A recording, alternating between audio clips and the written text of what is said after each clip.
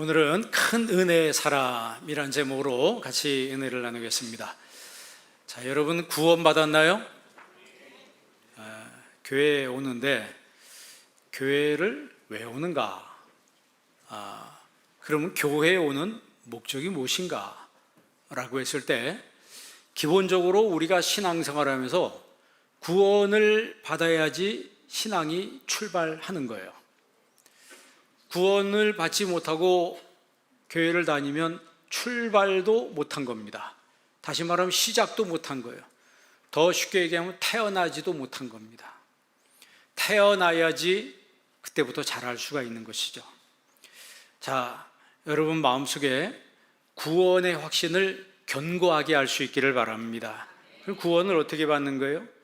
간단합니다. 예수님을 내 마음에 믿으면 되는 거예요. 자, 구원은 카리스라고 하죠. 어근이 카라하고 같아요. 카라는 기쁨이에요. 그러니까 기쁨과 구원하고 말이 같습니다. 그러니까 구원받은 사람은 삶의 순간순간을 기쁨으로 사는 거예요. 기쁨으로 살아요. 그러니까 여러분 삶 속에 어둠이 없기를 바랍니다. 여러분 삶 속에 그늘이 없기를 바랍니다. 그늘이 떠나가고 어둠이 떠나가고 할 때 우리가 육체로도 더 건강한 삶을 살 수가 있죠. 여러분, 내가 아무리 운동하고 맛있는 걸 먹어도 마음에 근심이 있고 마음이 슬프고 우울하면 절대 건강을 유지할 수가 없는 거예요. 가장 중요한 것은 우리가 좋은 음식을 먹지 못한다 할지라도 내 마음이 기쁘고 내 마음이 건강하면 우리 몸도 건강하고 육도 함께 건강의 길로 나아갈 수가 있는 거예요. 오늘 본문 말씀, 특별히 6절 말씀 중심으로 해서 우리 같이 은혜를 나누겠습니다. 6절 말씀 다 같이 한번 읽습니다. 그러나 더욱 큰 은혜를 주시나니 그러므로 일렀으되 하나님이 교만한 자를 물리치시고 겸손한 자에게 은혜를 주신다 하였느니라. 아멘. 성경에는 영적인 존재들이 등장합니다. 가장 첫 번째는 하나님이 영적인 분이시죠. 그렇죠? 그 다음에는 천사가 영적인 존재입니다. 천사가 있고 사탄이 있고, 사탄도 영적인 존재예요. 그리고 우리 사람도 영적인 존재입니다. 자, 그런데 이 영적인 존재가 이 어떤 세력에 의해서 이게 망가지는 때가 있어요. 그러니까 이 영적인 우리가 특별히 인간이 영적인 존재인데 우리 사람을 망가뜨리는 존재가 있어요. 그게 누구냐면 성경에 사탄이다 이렇게 얘기해요. 그 사탄의 특징이 뭐냐면 교만한 자다. 교만한 사람 특징 보면 사탄하고 비슷합니다. 그리고 사탄은 사람을 그냥 내버려 두질 않아요. 내버려 두지 않고 파멸의 길로, 멸망의 길로 몰고 갑니다. 자, 마귀에게 씌인 사람들이 제일 잘하는 게 뭐냐면 거짓말입니다. 요한복음 8장 44절에 보면 이 사탄을 거짓의 아비다 이렇게 이야기를 합니다. 그 거짓말에 넘어진 대표적인 사람이 아담과 하와죠. 그 뱀의 거짓말에 넘어가서 그들이 선악을 알게 하는 열매를 따먹고 결국은 에덴에서 쫓겨납니다. 그들에게 불행이 시작된 거죠. 우리가 각 나라마다 거짓말을 잘하는 부류가 어디라고 그래요? 어떤 사람들이라고 그래요? 정치인들이라고 하죠. 우리나라뿐만 아니고 세계 모든 정치인들이 제일 잘하는 게 거짓말이에요. 이번에 대통령이 선출되는데 정직한 지도자가 뽑히도록 기도하시길 바랍니다. 그 어떤 사람이 되든지 이미 정해졌어요. 하나님의 섭리 안에 보면 정해졌어요. 그러니까 우리가 기도해야 될 거는 새로 뽑히는 정치인이 나라 민족을 위해서 헌신할 수 있는 정치인이 뽑히도록 기도하시길 바랍니다. 새로 되는 대통령이 이 나라 미래의 비전을 제시하고 국민의 화합을, 우리 장로님 기도한 것처럼 여태까지 우리나라는요 이 양쪽으로 쫙 갈라져가지고 국민 정서가 완전히 이거 부모 자식까지도 이게 서로 갈라져가지고 하나가 안 됐대요. 이번에 되는 대통령은 모든 국민들 정서까지 하나로 딱 아울러서 미래를 향해서 나아갈 수 있는 대통령이 되도록 여러분들이 기도하시기를 바랍니다. 누가 뭐 되냐 안 되냐 뭐 떠들고 뭐 서로 멱살 잡고 그거 다 쓸데없는 짓이에요. 결국 보면 제가 항상 얘기하잖아요. 하나님께서 선한 지도자가 뽑히게 해서 능력 있는 지도자가 뽑히게 해서 그 지도자가 이 나라를 부강한 길로 이끌고 간다면 그것은 이 나라를 향한 하나님의 축복이라 그랬어요. 그러나 이상한 지도자가 뽑혀서 나라를 절단내고 국민들을 절단내고 결국 폭망하는 수준으로 몰고 간다 하면 그것은 이 나라를 향한 하나님의 심판이라 그랬어요. 이거는 명확한 겁니다. 그래서 우리가 여러분 뭐 누굴 뽑아야 된다 누굴 뽑아야 된다 그건 내 생각이고 역사의 흐름을 인도하시는 분은 하나님이세요. 그러니까 좋은 지도자가 뽑히든 안 좋은 지도자가 뽑히든 누구 책임이에요? 저와 여러분의 책임입니다. 여태까지 내가 뭐 안 했기 때문에? 기도하지 않았기 때문에 이상한 사람이 세워져서 뻘짓하는 거예요. 세상 말로 말하면.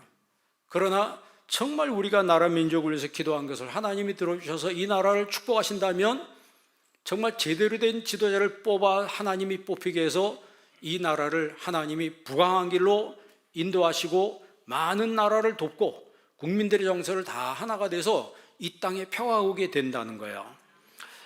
여러분, 이 거짓말이라고 하는 것이 국가에도 사회에도 개인에게도 임해서 이 거짓말 때문에 무너진다는 거죠.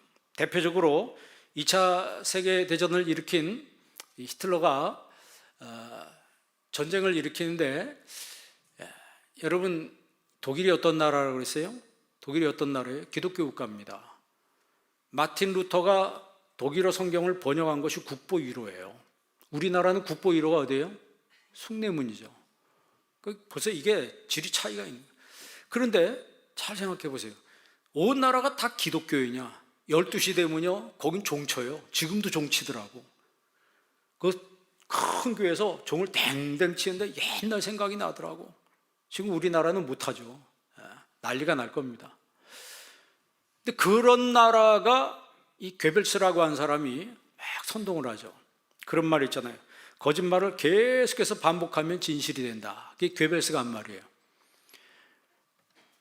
그 독일 국민들이 기독교인들인데 그 기독교인들을 선동해서 전쟁을 일으켜서 수많은 사람들이 2차 세계대전 때 1차도 마찬가지죠. 사망해서 죽는 일이 벌어졌어요. 불신자를 통해서 일어난 게 아니고 믿는 사람들 통해서 일어났다니까요. 그래서 우리가 정신 차려야 합니다. 믿는 교회 다니는 사람들이 정신 차려야 되는 거예요. 근데 그 당시에 10대 후반에 20대 초반에 이 젊은 친구들이 군인으로 전쟁으로 나가는데 기독교 배경에서 성장했기 때문에 남을 죽이거나 한 이런 일을 못했어요. 그리고 이 친구들이 방아쇠를 못 당기는 거예요. 기독교인이기 때문에. 그러니까 이 나치에서 연구를 했답니다. 어떻게 하면 이 친구들을 전쟁에서 전쟁의 전사로 만드나 했을 때 이 괴벨스가 이제 선동을 하는 거죠. 지금 우리가 싸우는 무리들은 악의 무리고 저들은 죽어 마땅한 존재들이고 저들은 사탄의 무리다. 이런 식으로 계속 거짓말을 선동해서 이 세뇌시켜 버리는 거예요. 그러니까 처음에는 순진했던 이 친구들이 거기에 이제 선동에 넘어가니까 쉽게 말하면 거짓말에 넘어가니까 그다음부터는 사정없이 쏘기 시작하더라는 거예요. 이게 여러분 얼마나 무서운 얘기입니까? 성경에는 두 종류의 사람을 이야기합니다. 성령에 붙들린 사람과 사탄에게 붙들린 사람. 성령에게 붙들린 사람의 특징이 뭐냐면 겸손이에요. 반면에 사탄에게 붙들린 사람의 특징은 교만이에요. 그래서 성경이 뭐라고 얘기합니까? 하나님이 교만한 사람을 물리치시고 겸손한 자에게 은혜를 베푸신다 그랬어요. 그러니까 우리가 큰 은혜의 사람이 되려면 먼저 겸손한 사람이 되어야 합니다. 교만하면요 나도 망가지고 가정도 망가지고 주변 사람 다 망가져요. 여러분 디모데후서 3장 2절에 보면 말세에 대해서 이야기를 하고 있어요. 한번 읽어볼래요? 다 같이 있습니다. 사람들이 자기를 사랑하며 돈을 사랑하며 자랑하며 교만하며 비방하며 부모를 거역하며 감사하지 아니하며 거룩하지 아니하며. 아멘. 말세가 되면 사람들이 자기를 사랑하고 돈을 사랑하고 자랑하며 교만하며 그랬어요. 이 교만한다는 말을 이제 에러건트라고 그러죠. 영어로 에러건트라고 하는데 피페르파노스라고 그래요. 피페르파노스란 말은 다른 사람 위에 올라선다는 얘기예요. 내가 다른 사람을 밟고 올라서는 게 교만이에요. 그리고 있는 사람은 있는 척하고 자기 있는 거 자랑하고 배운 거 자랑하고 뭘 자랑, 그게 뭐냐면 피페르파노스라고 해서 내가 그 사람 머리 꼭대기에 밟고 일어선다는 것이죠. 말세가 되면 사람들이 이렇게 된다라고 성경에 말씀하고 있어요. 그래서 베드로가 뭐라고 얘기합니까? 너희들은 겸손으로 허리를 동이라. 겸손으로 허리를 동이라. 하나님이 교만한 자는 대적하시지만 그러나 겸손한 자에게 은혜를 베푸신다 그랬어요. 그러니까 마음에 이 교만이라고 하는 게 들어오면요, 그 사람 중심으로 해서 항상 이 갈등의 불씨가 떨어집니다. 그러니까 마음이 교만한 사람은 항상 어느 곳에 가든지 갈등이 생겨요. 그러나 겸손한 사람이 가는 곳에서는 항상 화합이 돼요. 굉장히 은혜스러운 분위기가 형성이 돼요. 여러분 가정이 은혜스러운 분위기가 형성되기를 바랍니다. 내가 큰 은혜의 사람이 되면 내가 가는 곳에 정말 그곳에 정말 이 화합하는 이 피스메이커가 돼서 그곳에 평화가 이루어지는 거예요. 불화했던 환경도 그 겸손한 사람, 은혜의 사람이 그곳에 들어가면서 이상하게 분위기가 확 좋게 화기애애하게 변하는 거예요. 그러나 이 교만한 사람이 들어가면요, 평온했던 환경도 갑자기 막 불화가 시작되는 거예요. 여러분, 미국의 테네시의 어떤 교회에서 고난주간에 세족식을 했대요. 세족식을 하는 게 뭐예요? 서로 발 씻겨주는 거 아니에요. 세족식을 하는데 거기서 다툼이 일어났어요. 발을 씻겨야 되는데 여러분이 발을 씻기면 오른발부터 씻겨야 돼, 왼발부터 씻기? 아무 발. 근데 우리가 보통 오른손잡이니까, 여러분 상상을 해보세요. 오른손잡이니까 보통 오른발부터 이렇게 씻기잖아요. 그런데 씻김을 받는 사람 입장에서는 어느 발을 씻기는 거예요? 왼발을 씻기는 거죠. 그래, 이게 기분이 나쁜 거예요. 성경에 오른쪽이라고 그랬는데 오른편에 있는 자들은 천국 들어가고 왼편에 있는 자들은 불 속에 들어가라. 예수님 그랬잖아요. 그러니까 이 왼쪽이 불편한 거예요. 그래서 아니, 오른발부터 씻으세요. 그랬더니 씻긴 사람 입장에서는 이게 이쪽으로 가야 되잖아요. 그러니까 이게 또 싫은 거예요. 아무것도 아닌 것 때문에 다퉈가지고 절반이 교회에서 나가버렸습니다. 그래서 오른발을 먼저 씻어야 된다고 주장한 사람들이 나가서 교회를 세웠어요. 그 교회 이름이 오른발 교회예요. Right Foot Church. 지금도 있어요. 실제 사실입니다. 그게 뭐예요? 진짜 우스꽝스럽고 어처구니 없는 일들이 교회에서 일어난다는 거예요. 실제로 그렇습니다. 제가 많은 교회를 다녀보는데 교회가 아름답게 막 부흥하는 교회가 있고 진짜 내분이 일어나가지고 맨날 싸우고 뭐 니파 내파 쪽파 약파 갈라져가지고 서로 지적하고 이런 교회들도 있더라고요. 어쩌면 같은 교회인데 이렇게 차이가 나나? 그거는 그 교회에 있는 사람들이 어떤 사람인가에 따라서 이렇게 차이가 나더라고 하는 거예요. 당시 여러분 기독교에도 그 성경 기록될 당시에도 교회 안에 여러 부류의 사람들이 있었습니다. 헬라파 유대인들이 있었어요. 이방 유대인인데 헬라 문화에서 거기서 태어나서 자란 사람들이에요. 히브리파 유대인이 있었어요. 그리고 이방인으로 예수님 믿는 신자들이 있었어요. 그리고 이단들도 교회에 들어왔어요. 그리고 구경 삼아 온 사람들도 있었습니다. 그러니까 굉장히 다양한 부류의 사람들이 교회 안에 섞여 있었어요. 그러니까 살아온 배경이 다르고 지식이 다르다 보니까 그 초대교회에도 서로 충돌할 수밖에 없었습니다. 누가 좀 잘났다 싶으면 막 시기하고 뭐 이런 일들이 교회 안에서도 일어났다는 거죠. 그러니까 여러분, 교회는 천사들만 오는 데가 아닙니다. 교회 와서 시험 들지 마세요. 여긴 누가 모인 곳이에요? 알긴 잘하시네. 여기 죄인들이 모인 곳이에요. 아주 한 가닥씩 하는 사람들이 여기 와 있기 때문에 조금만 자존심 스크래치 나고 뭐 이러면 그냥 막 치받고 막 이런 일들이 교회에서 벌어져요.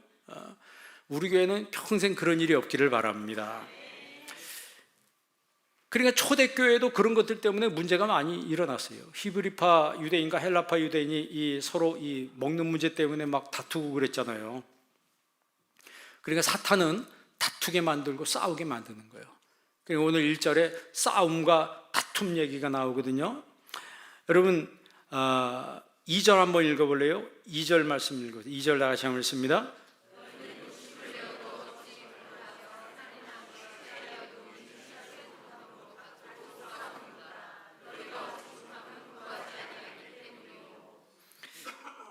이 현대어 번역으로 2절을 한번 읽어볼래요? 현대어 번역으로 한번 다시 한번 읽어보겠습니다. 여러분은 사람을 죽여서라도 자신이 갖고 싶은 것을 빼앗아 가지려고 합니다. 다른 사람에 대한 시기심에 못 이겨 싸움을 벌입니다. 여러분이 갖고 싶은 것을 얻지 못하는 까닭이 무엇이겠습니까? 그것은 바로 하나님께 구하지 않기 때문입니다. 아멘. 사탄은 자기가 갖고 싶은 것을 노력해서 얻게 하는 게 아니고 남의 것을 뺏게 함으로써 얻게 하는 거예요. 그러니까 지금 1절에 우리가 보면은 너희 중에 싸움이 어디로, 다툼이 어디로부터 나오냐, 이 싸움이란 말과 다툼이란 표현이 있죠. 어떻게 보면 같잖아요. 그런데 원문 성경에 보면 앞에 나오는 싸움은 큰 싸움이에요.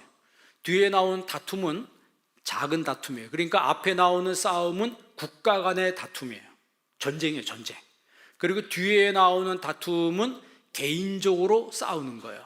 이런 것들이 결국 정욕으로부터, 인간의 욕심과 이 시기심, 이 교만한 마음으로부터 나온다라고 하는 것이죠. 그러니까 나에게 충족되지 않는 사람은 항상 불만이 마음속에 가득 찰 수밖에 없는 거예요. 그 서울대학교 김난도 교수님이란 분이 한국 사회를 뭐라고 얘기했냐, 헝거 소사이어티 그리고 앵그리 소사이어티 이렇게 얘기했어요. 이 과거 보릿고개 시절 우리나라가 가난했었잖아요. 옛날에 그때는 헝그리 소사이어티였어요. 배고픈 사회였다는 거죠. 그러다가 우리나라의 산업화가 아주 갑작스럽게 일어나는 그것으로 인해서 국민들의 삶이 많이 좋아졌어요. 그런데 이제는 헝그리 소사이어티가 아니고 앵그리 소사이어티로 바뀌었다는 거예요. 왜 그러냐면 이제는 먹고 살만 했는데 서로 이게 다른 거예요. 기본적인 물질적 풍요는 이루어졌는데 상대적 박탈감이라든가 불공정, 그리고 미래에 대한 불안감으로 인해서 사회 전반에 걸쳐서 분노와 좌절감이 우리 사람 속에 하나하나 자리 잡기 시작을 했습니다. 그래서 요즘에는 노력의 배신이란 그런 표현을 쓰죠. 예전에는 제가 성장하던 시대에는 그냥 어디 가든지 그냥 땀 흘려서 노력하면 다 얻을 수 있었어요. 어떤 직장을 가서 하면 거기에 대한 결과물을 대부분 얻을 수 있었는데 지금은 그런 시대가 아니라는 거죠. 그래서 노력의 배신이라고 하는 거죠. 아무리 내가 노력해도 안 된다는 거죠. 노력한다고 지금 되는 게 아니에요. 지금은 다른 차원의 시대가 되어버린 것입니다. 그래서 뭐 헬조선이니 엠포세대니 뭐 이런 말들이 등장했어요. 그런데 이런 시대에 살면서 우리 은혜의 사람들, 기독교인들은 어떻게 살아야 되는가? 여러분 잊지 말아야 될 것은 여러분 마음속에 은혜를 상실하지 않기를 바랍니다. 가장 먼저 하나님의 은혜를 내 마음속에 품고 살아야 돼요. 여러분 하나님의 은혜의 사랑, 구약 성경에도 보면 은혜를 헨이라고 그래요. 헬라어로는 카리스라고 하는데 이 헨의 사람들은, 은혜의 사람들은 하나님이 어떤 공동체에 있든지 하나님이 그들을 붙잡아 주셨어요. 뭐 여러분 대표적으로 요셉이라고 하는 사람이죠. 대표적으로 다니엘이라고 하는 사람이죠. 대표적으로 다윗이라고 하는 사람. 이 사람들의 공통점은 헨이라고 하는, 은혜라고 하는 거예요. 이 사람들은 특징이 뭐냐면 맨손으로 시작한 사람들이에요. 맨손으로 시작해서 가장 높은 곳에 올라간 사람들이에요. 한 국가의 왕으로 올라가고 셋째 치리자의 외국에 가서도 계속해서 성공한 그런 사람들이에요. 근데 이 사람들의 특징은 하나님의 은혜의 사람이었다는 거죠. 그러면 오늘 우리가 하나님의 큰 은혜의 사람이 됐을 때 우리의 공동체에서 분쟁이 일어난다. 그럼 분쟁이 안 돼요. 다툼이 일어난다. 다툼이 안 됩니다. 왜? 그 은혜의 사람 때문에. 그런 의미에서 여러분 은혜의 사람이 되시기를 바랍니다. 은혜 사람이 되어야 되는 거야. 그러니까 내 마음속에 시기와 질투가 일어나서 여러분 이거를 참지 못하고 그냥 발산하게 되면 결국 주변에 있는 사람 다 망가져요. 여러분 그 셰익스피어의 오델로라고 하는 그 비극 소설 희곡 아실 거예요. 그 오델로가 주인공이죠. 그에게 카시오와 이아고라고 하는 그 부하가 있는데, 근데 오델로는 카시오를 더 중용하고 이아고는 좀 이렇게 약간 밑으로 쳐져요. 그러니까 이아고라고 하는 이 친구가 굉장히 기분이 나빴어요. 그래서 계략을 꾸밉니다. 너무 기분 나빠서 내가 다 망가뜨릴 거야. 그래서 이 사람이 어떤 계략을 꾸미냐면, 이 카시오와 오델로의 부인이 데스데모나예요. 이 두 사람과 불륜 관계에 있다라고 하는 것을 이제 퍼뜨리기 시작하는 거예요. 어떻게 하냐면, 자기 부인이 에밀리아인데, 에밀리아가 이 데스데모나의 시종이에요. 여자 시종입니다. 그러니까 자기 부인 에밀리아에게 그 데스데모나, 오델로의 부인의 손수건을 훔치라고 얘기해요. 그래서 이 에밀리아는 영문도 모르고 자기 주인님의 그 부인 그 데스데모나의 손수건을 몰래 가져다가 자기 남편한테 줍니다. 카시오가 그걸 가지고, 이아고가 그걸 가지고 오델로가 가장 신이 많은 그 카시오의 방에 갖다 그걸 놔요. 그리고 오델로를 그 방으로 오도록 유도를 합니다. 그리고 오델로가 어느 날 이제 가서 뭐 얘기하는데 가만 보니까 자기 부관 카시오의 방에 자기 부인의 손수건이 거기 있는 거야. 그러니까 거기서 그냥 완전히 이 엄청난 오해를 하는 거예요. 지금 이게 수상하다. 이아고는 계속해서 암시를 합니다. 자기 데스데모나하고 이 카시오하고 어떤 관계에 있다는 것을 직접적으로 얘기 안 하면서, 이 셰익스피어 희곡을 보면 직접적으로 얘기 안 합니다. 쫙 뒤에서부터 배경을, 말을 뒤에서부터 이렇게 막 돌려 얘기해요. 그러면 이게 의혹이 더 증폭되는 거예요. A는 B다 뭐 이렇게 얘기해야 되는데 그게 아니고 계속 암시를 주는 거예요. 그러니까 이 오델로가 미쳐가는 거예요.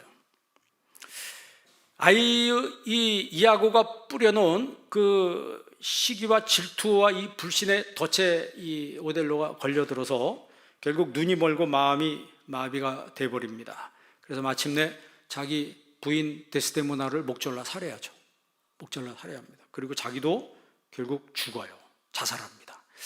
이게 비극이에요. 그래서 그 옛날에 제가 옛날에 셰익스피어 전집을 다 읽었어요. 예전에 얘기했나요? 읽으려고 읽은 게 아니고 집에 책 많은데 할 일이 없으니까 읽은 거예요. 그때는 책이 이렇게 다 돼 있었어요. 근데 그걸 제가 고등학교 시절에 어떻게 다 읽었나 모르겠어요. 나중에는 그걸 다 띄려고 악착같이 읽었습니다. 저 다 떼야 된다 해가지고.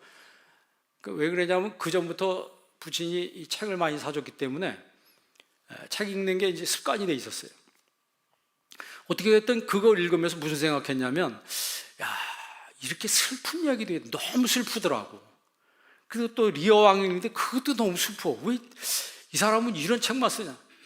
그런데 그런 것만 있는 게 아니더라고. 읽다 보니까 이제 말괄량기 길들이기 뭐 그런 거는 너무너무 재밌더라고. 그러니까 여러분, 우리 인간의 시기와 이 질투라고 하는 게 얼마나 무섭냐면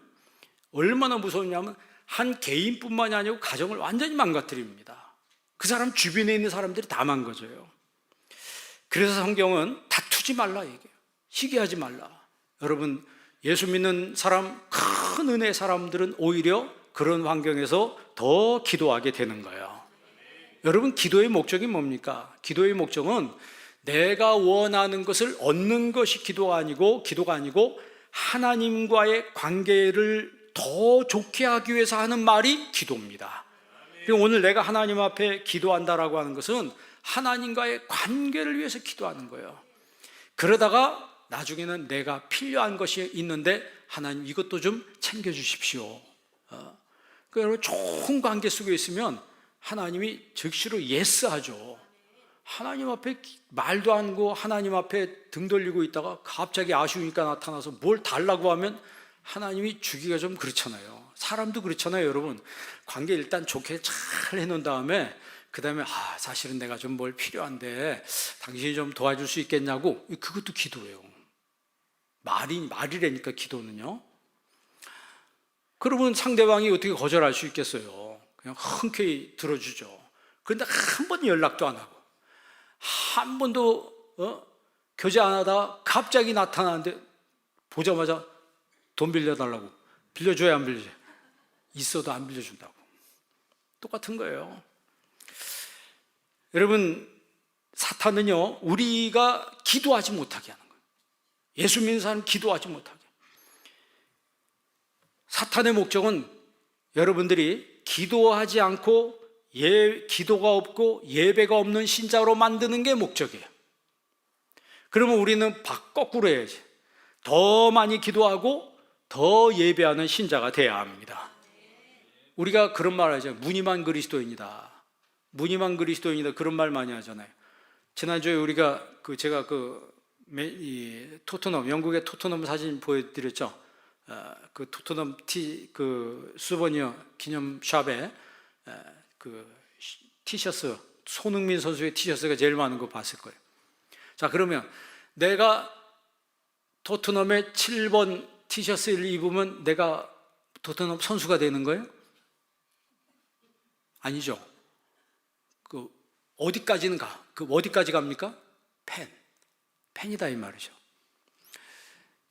신앙도 똑같아요. 여러분 팬이에요, 제자예요? 팬입니까? 내가 여러분 맨유라면 맨유 티셔츠 입었다고 해서 내가 맨유 선수가 되는 게 아니에요.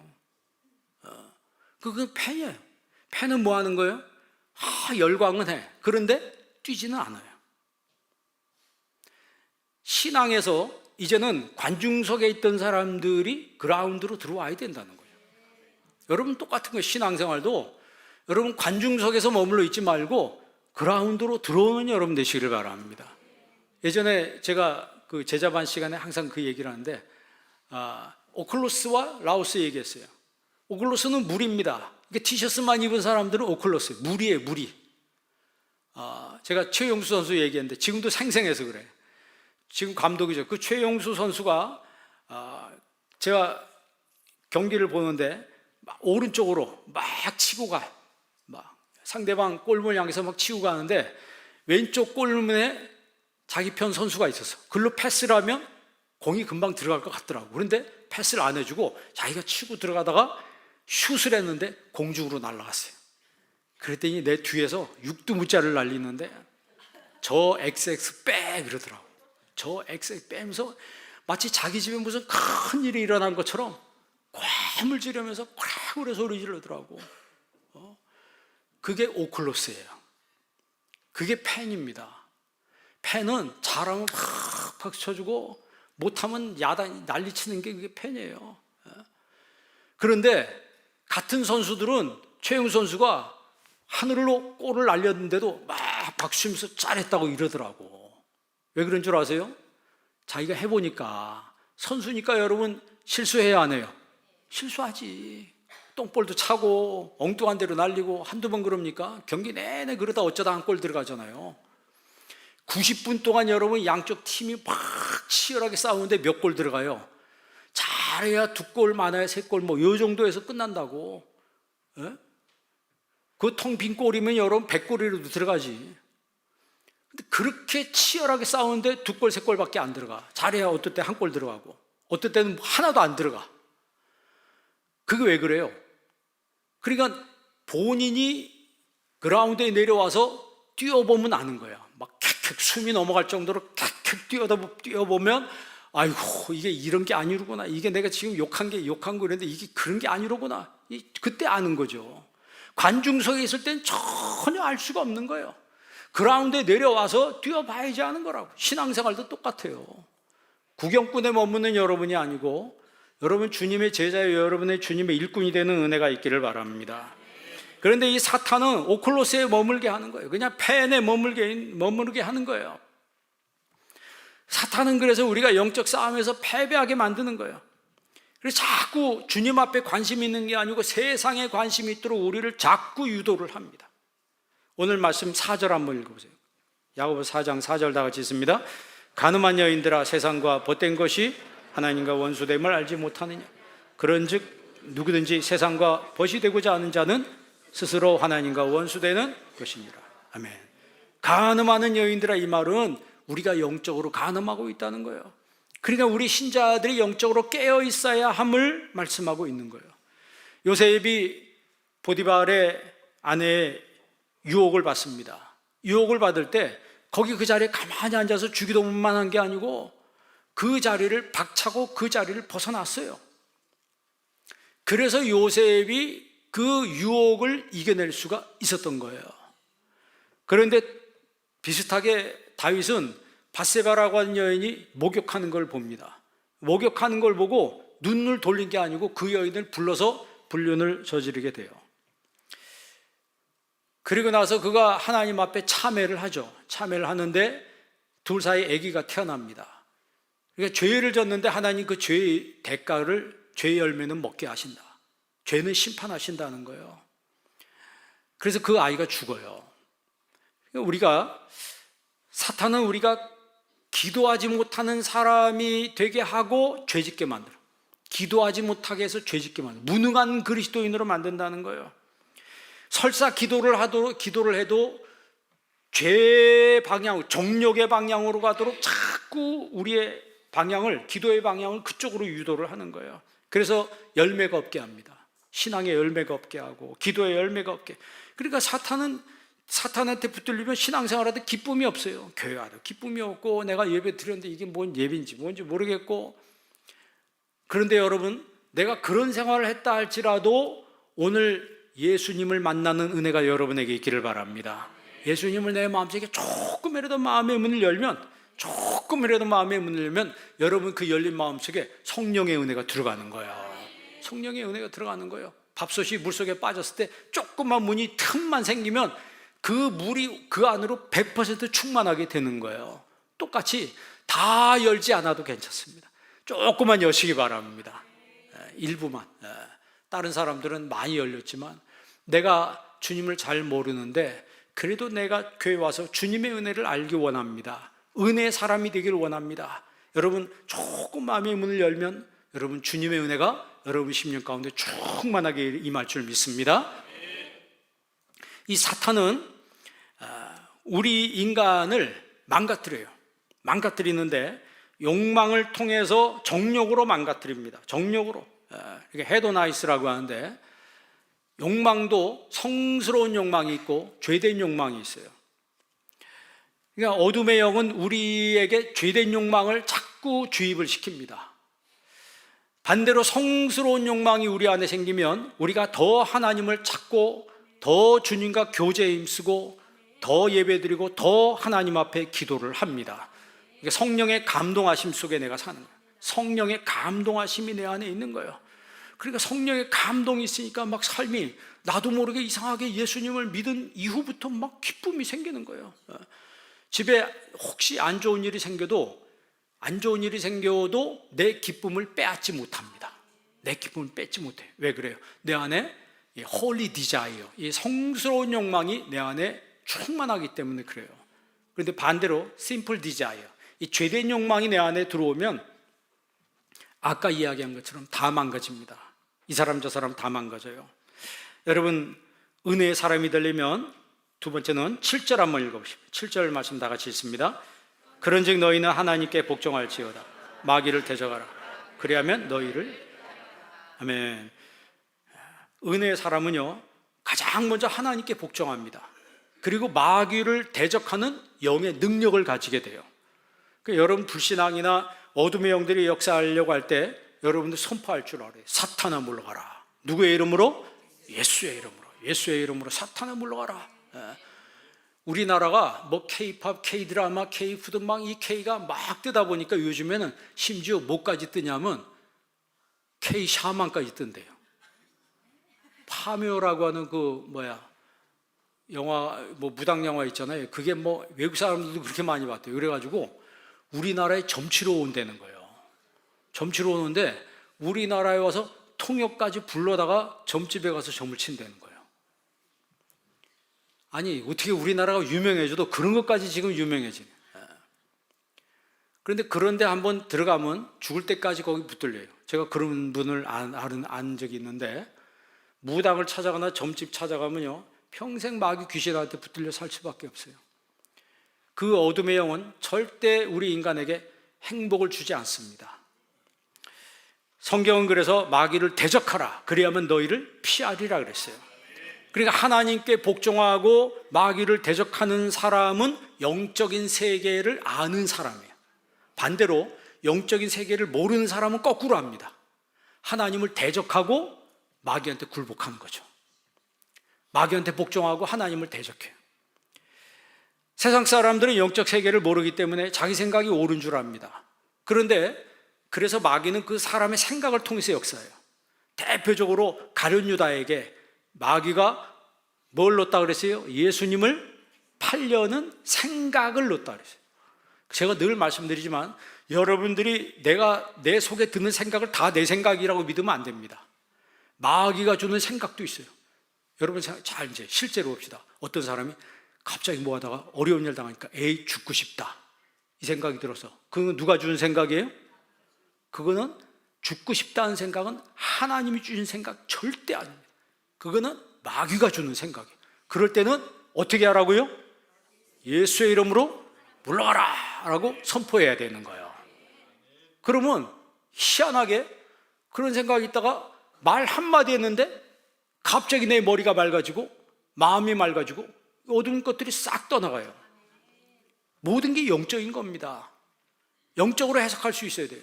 욥의 10명의 자녀가 잔치하다가 한꺼번에 죽었어요. 태풍이 불어가지고. 그러면 뉴스에 나왔어요. 뉴스에 어떻게 뉴스에 나올까요? 갑자기 태풍이 불어서 집이 무너졌는데 거의 10명이 깔려 죽었다. 두 번째, 그 집이 부실공사했다. 부실공사로 인해서 10명의 사람이 사망을 했다. 이렇게 뉴스에 날 거 아니에요? 그런데 성경은 그것을 뭐라고 해석하고 있어요? 누가 그랬다고요? 사탄이 그랬다. 마귀가 그랬다고 성경은 정확하게 이야기를 하고 있는 거예요. 그러니까 사람이 보는 관점과 하나님이 보는 관점이 다르다고 하는 거죠. 그러니까 우리는 누구의 관점을 취해야 되는 거예요? 여러분 집에 우환이 낄 때가 있다고 그러는 거예요. 그게 정상이에요? 정상이 아닙니다. 반드시 어둠의 영의 역사가 있는 거예요. 그렇다고 무당 찾아가거나 하거나 그러면 죽을 때까지 거기 붙들려 살아야 돼요. 매일 무당을 초청하고 무당한테 붙들려 살아야 됩니다. 그러나 예수님을 믿을 때 자유함을 얻게 되는 거예요. 우리 집안에 있던 어둠이 떠나가는 거예요. 집안에 있는 슬픔이 떠나갑니다. 어둠의 영이 찾아오다가 내가 예수 믿고 내 안에 광명의 은혜가 있으면 들어오려고 하다가 못 들어옵니다. 들어오려고 하다가 못 들어와요. 그러니까 내 상태가 그만큼 중요한 거예요. 그래서 여러분 항상 큰 은혜의 사람이 되시기를 바랍니다. 내 생각과 내 마음을 은혜의 환경으로 만들고, 그런 사람이 자녀들한테 은혜의 말을 할 거 아니에요. 은혜의 말을, 내 안에 은혜가 있어야지 은혜의 말을 하지. 마음속에 증오가 있는 사람은 증오의 말이 나오는 거예요. 미움이 있고 시기한 마음인 사람은 그런 말이 나오는 거예요. 누가 어떻고 누가 어떻고 누가 어떻고. 그거 뭐예요? 마음이 그렇게 오염되어 있기 때문에 그런 언어가 입에서 나오는 겁니다.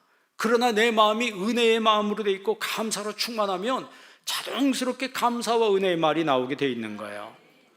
여러분 큰 은혜의 사람, 마지막으로는요, 겸손하며 하나님을 가까이 합니다. 4장 8절 한번 읽어볼래요? 다 같이 한번 읽습니다. 하나님을 가까이 하라. 그리하면 너희를 가까이 하시리라. 죄인들아,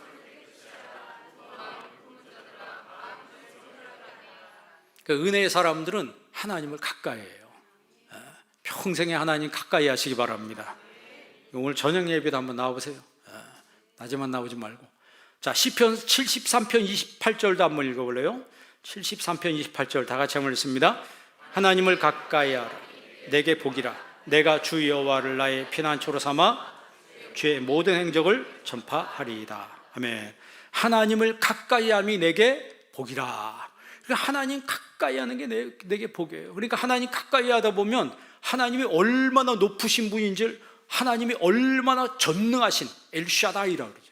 얼마나 전능하신 하나님이란 걸 알게 되는 거예요. 그러니까 겸손하게 되는 거죠. 아, 하나님 보니까 나는 진짜 아무것도 아니구나. 내가 세상에서 아주 대단한 사람이라고 생각했는데 하나님 앞에 보니까 나는 정말 아무것도 아니로구나. 이거를 알게 되는 거예요. 그래서 여러분 오늘 내가 핵심 말씀 6절이라고 그랬죠? 6절 말씀 한 번 더 읽고 마치겠습니다. 6절 말씀 다 같이 읽습니다. 그러나 더욱 큰 은혜를 주시나니 그러므로 일러스되 하나님이 교만한 자를 물리치시고 겸손한 자에게 은혜를 주신다 하였느니라. 아멘. 하나님이 교만한 사람을 물리치시고 겸손한 자에게 은혜를 주신다 그랬어요. 그 종교개혁자 중에 찌빙글리라고 하는 사람이 있습니다. 이 사람이 스위스 사람이에요. 그런데 스위스는 우리나라만큼 산이 많잖아요.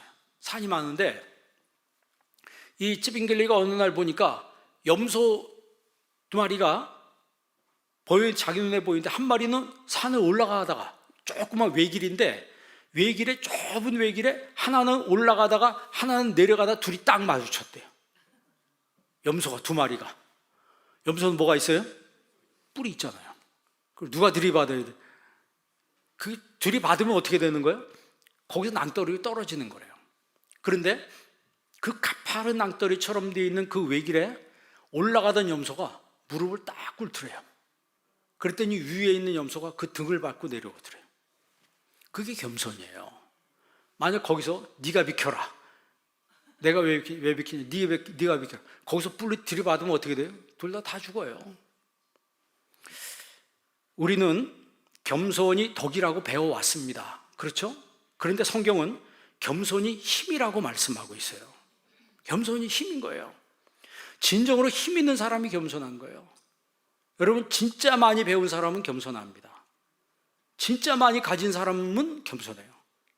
어설프게 배운 사람이 교만하고 어설프게 가진 사람이 있는 척하는 거지, 진짜 많이 가진 사람, 진짜 많이 배운 사람, 그런 사람들은 겸손한 거예요.